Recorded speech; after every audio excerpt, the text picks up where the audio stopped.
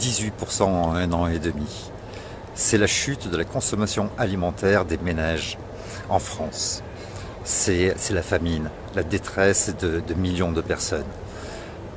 Cette crise économique qui n'a aucune issue si on ne réagit pas très vite, c'est 57% dans le domaine industriel, 57% de fermeture. Dans le domaine du commerce, 46% de fermeture. Dans le domaine du transport, 33%.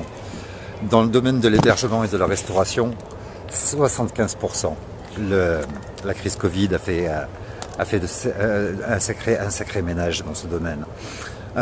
L'activité financière, c'est 49% de faillite et de fermeture.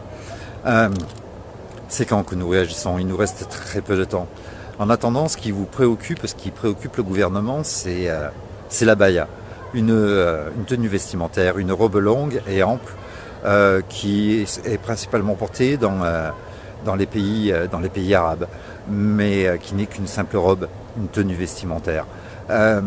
C'est quoi le dress code cette année dans nos écoles? Les robes moulantes, les mini-jupes, avec l'éducation sexuelle, ça serait peut-être pas mal. C'est quand qu'on va arrêter nos conneries et se préoccuper de la tenue vestimentaire de nos voisins. Est-ce que le problème, c'est réellement l'islam ou le judaïsme ou une quelconque religion, une couleur de peau, une sexualité, un sexe? Est-ce que c'est ça notre véritable problème? Est-ce que c'est ça qui gangrène aujourd'hui notre société? Il serait grand temps qu'on se réveille. Nous fonçons droit dans le mur. Et certaines personnes que je nomme fascistes, ou en tout cas d'extrême droite, se plaisent à regarder et à empêcher les autres d'être libres.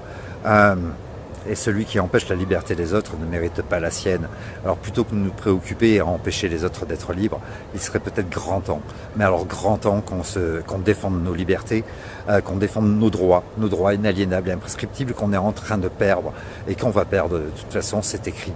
Il serait grand temps qu'on défende nos libertés, nos droits. Les droits de l'homme, notre constitution qui nous est chère, je vous invite à les lire. Il serait grand temps qu'on se réveille pour l'avenir de nos enfants.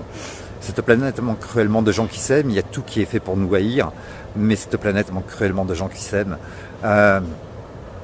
Aujourd'hui, on ne peut plus continuer comme ça. Il est temps, à l'heure où l'union des peuples n'a jamais été autant de rigueur pour sauver l'avenir de nos enfants, certaines personnes se plaisent à nous diviser et à diffuser des propagandes de division sur les réseaux sociaux.